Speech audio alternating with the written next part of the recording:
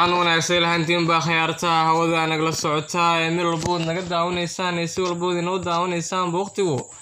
hay'adin waanaado qodobada muuqaalka aad ku daawan doontaan hadduu Allah uu dilo ogolaadana waxaa kamid ah Hamzo fariin culus u diray shacabka wacd culusna maray xasan oo si kulul uga hadlayay heshiiska Ethiopia shaaciyay arrimo dhowra talaabo kalena safiirka Ethiopia oo loo soo jeediyay dowladda federaalka Soomaaliya iyo waliba sidoo kale Somaliland oo raaligelin ka dalbatay dowladda federaalka Soomaaliya qodobadaas iyo qodobo kale oo faahfaahsan ayaan dul istaagi doonaa surwada muuqaalka si sheegreeyo meel fogna la gaarsiiyaa kuma sanadiina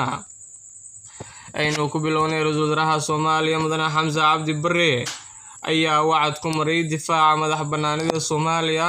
xilli Ethiopia iyo Somaliland la gaartay heshiis safgarad oo ay ku doonayso dhul badeeda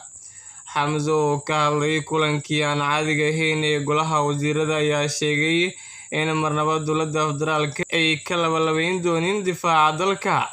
waxaa rabaa shacabka Soomaaliyeed inaan u sheegay inay isdejiyaan waxaan xaqiijinayaa inay u go'an tahay difaaca dalka taa ka mid ah barigeena badeena iyo cirkeena laguma soo xadgudbi karo ayuu yiri ra'iisul wasaare Xamza Cabdi Barre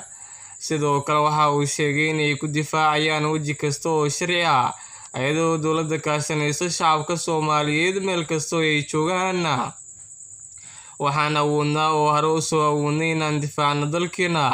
wax laga cabsado ma yaalo waxaan rabnaa markan in la midoobo oo wax kasta oo Soomaalida dhexdeeda laga tago aan difaacno dalkeena oo difaacno qarannimadeena iyo gobonnimadeena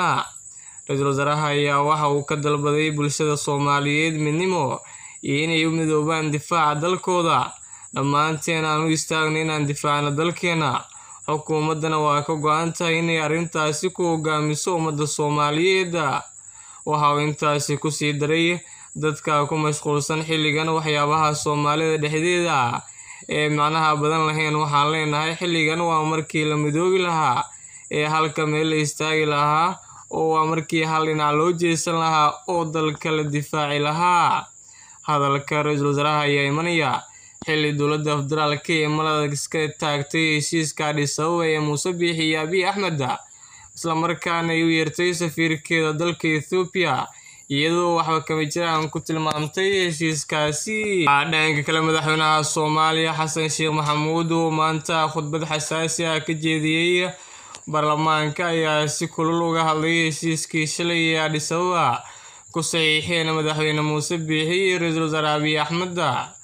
madaxweyne Xasan ayaa sheegay in aysan jirin awood u leh in Soomaaliya cad kamid ah ay bixiso isagoo waxba kama jiraan ku tilmaamay heshiiska shalay lagu gaaray Addis Ababa awood u leh in Soomaaliya cad kamid ah inay bixiso awoowayaasheen iyo aabayaasheen ayaa diiday annaga intaan nooleen ayaan diiday waxa ka dhacay Addis Ababa 1 Janaayo 2024 si nabad dhaqangal kuma noqon karo ayuu yiri madaxweyne Xasan Sheekh Maxamuud sidoo kale waxa uu Abiy Ahmed uga digay heshiiska uu la galay madaxweyne Muuse Biixi federaal ha joogo ama maamul goboleed ha joogo qofta ka mid ah Soomaaliya idin siin karo ma jiro ha ku kalsoomina waxa uu hadalkiisa sii raaciyay Soomaali baa leh waana u dhimanaynaa waana difaacinaa madaxweyne Xasan Sheekh oo sidoo kale soo hadal qaaday aqoonsiga ay sheegtay Somaliland inay ku bedelanayso dhul badeedka ayaa sheegay in Ethiopia bixin karin aqoonsi caalami ah walaalayaal Ethiopia aqoonsiga ma hayso aqoonsiga siina haday tiraahdaan aqoonsi jira ma ahan ayuu yiri madaxweyne Xasan Sheekh oo meel adag iska taagay in Ethiopia ay dhul badeedka hesho Soomaaliya si kastaba dowladda federaalka Soomaaliya ayaa ganafka ku dhufatay heshiiska Addis Ababa ee Muuse Biixi iyo Abiy Ahmed ayadoo u yeertay safiirkeeda dalka Ethiopia isla markaana waxba kama jiraan ku tilmaamtay heshiiskaasi dhanka kale dowladda federaalka Soomaaliya ayaa loo soo jeediyay inay dalka ka saarto safiirka Ethiopia ee Muqdisho ku sugan maadaama ay maanta u yeeratay safiirkeedii kadib heshiiskii Muuse Biixi iyo Abiy Ahmed ee Addis Ababa Senator Farxaan Cali Xuseen oo kamid ah golaha aqalka sare ee Soomaaliya oo khudbad ka jeediyay kulan wadajir ah oo ay maanta yeesheen xildhibaanada labada gole ayaa si weyn uga soo horjeestay heshiiskaasi oo abuuray xasaasiyad weyn isla markaana ay carootay dowladda federaalka oo si weyn u dhaleeceysay Ethiopia. Farxaan ayaa soo jeediyay in dowladda dhexe ay qaado tallaabo ka dhan ah Ethiopia isla markaana ay dalka ka saarto safiirkeeda u jooga Muqdisho maadaama ay xadgudub ku sameysay Soomaaliya. Safiirkeena waa inaan u yeernaa, safiirkoodana waa inaan dalka ka saarnaa oo la tashi u dirno. Ethiopia lama heshiinayno halkaasi haynaga joogto ayuu yiri senatarku. sidoo kale wuxuu fariin u diray xukuumadda Soomaaliya oo u baaqay in arrintan oo ay u wajahdo qaab diblomaasiyadeed iyadoo maraysa ururada kala duwan sida qaramada midoobay. Xukuumadda waxaan kula talinayaa hawshan oo kale marka la galo waxaa loo yeertaa UN-ka oo loo sheegay arrimaha dhacaya. Waa in sidoo kale loo geeyo ururka midowga Afrika IGAD arrintaasi in la ogeysiiyo ururka dowladda Carabta la geeyo ayuu hadalkiisa ku sii daray. Hadalkan ayaa ku soo aadayo iyadoo maanta dowladda Soomaaliya ay u yeertay safiirkii u fadhiyay Addis Ababa kadib kulan degdeg ah oo ay yeesheen golaha wasiirada dalka. Ra'iisul Wasaaraha Ethiopia Abiy Ahmed iyo madaxweynaha Somaliland Muuse Biixi Cabdi ayaa shalay magaalada Addis Ababa ku kala socday safgarada oo afka qalaad lagu yiraahdo Memorandum of Understanding kaasi oo ah mid taariikhi ah sidoo kalena waa mid iskaashi iyo wada shaqeyn labada dhinac ah. Safgaradkaasi ayaa u gogol xaari doona ka dhamaynta ahmiga Ethiopia ee ku aadan xaqiijinta inay marin u hesho badda iyo kordhinta dekedaha kala duwan. Safgaradka waxaa kale oo xoojinayaa iskaashiga dhinacyada amniga, dhaqaalaha iyo siyaasadda.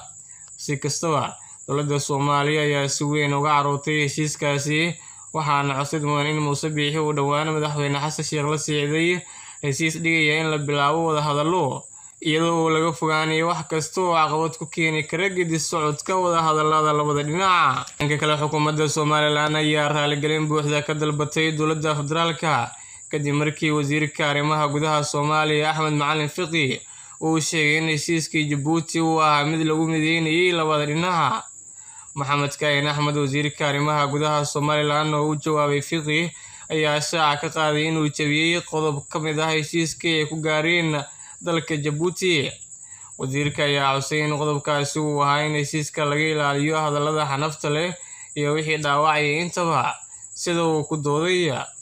Sidoo kale wuxuu intaas ku daray inuu aad uga xun yahay hadalka ka soo yeeray Fiqi iyo in laga wada hadlayay sidii loo mideyn lahaa Soomaaliya iyo Somaliland.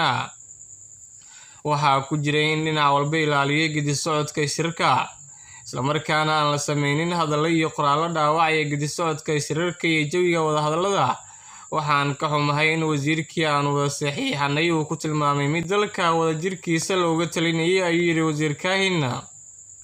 Somaliland ayaa intaasi ku sii dartay in arrintan ay muujinayso in Soomaaliya ay durba ka baxday heshiiskii balse ay ka dalbanayaan raaligelin si loo sii wado wada hadallada.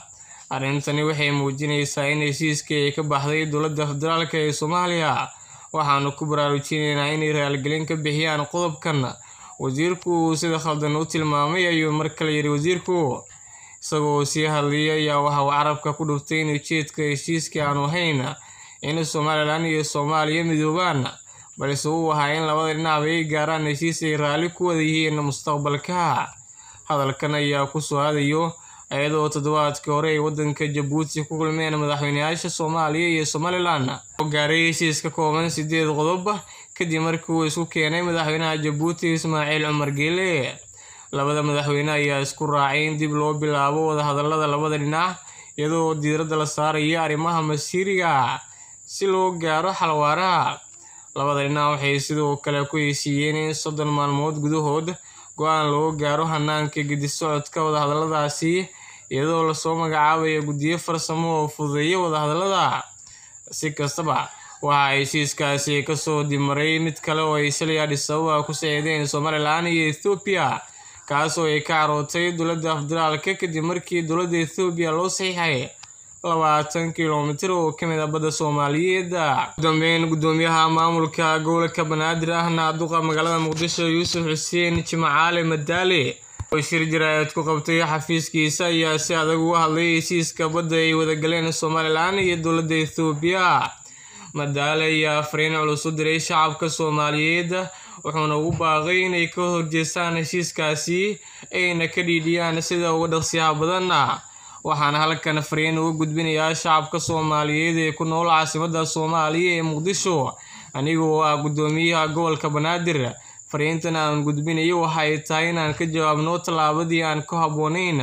dalka iyo dadka Soomaaliyeed bay shalay ay ku dhawaaqeen Muuse Biixi iyo ra'iisul wasaaraha Itoobiya arrinkaasi oo ay badii Soomaaliya uu heshiis kula galay Itoobiya yiri.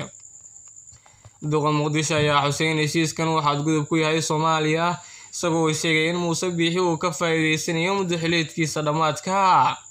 Ma aha arrin u qalma Soomaaliya sida aan la socono. Muuse Biixi xilligiisa waa dhamaaday, waxay ahayd inuu doorasho ka shaqeeyo dalka ayuu qaybiyay sida aan la socono. Waa tii dagaalo sokeeyay ka dhaceen deegaanada Somaliland ayuu hadalkiisa sii raaciyay. Gudoomiyaha gobolka Banaadir oo hadalkiisa sii wata ayaa u baaqay shacabka Muqdisho inay bari ka soo qayb galaan banaanbax ka dhacaya caasimadda oo lagu soo horjeedo in Itoobiya ay la wareegto qayb ka mid ah badda Soomaaliya. Shacabka Muqdisho waxaan ugu baaqayaa inay arrintaasi ka dhiidhiyaan, ka falceliyaan, ay isu soo baxaan, ay ka jawaabaan, ayna qabtaan banaanbax nabadeed ayuu ku daray. Waxaa kale oo yiri barito hadduu Ilaahay yiraahdo iyo gelinka hore waxa ay noo balanaa magaalada Muqdisho iyo inay nuuxnuuxsato. dadka muuqaalkeen intaasi ayuu ku eegahay muuqaalkan muuqaal xigeentaan kulmi doona sidaas nabadgelyo. Assalaamu calaykum waraxmatullaahi tacaala wabarakaatuh.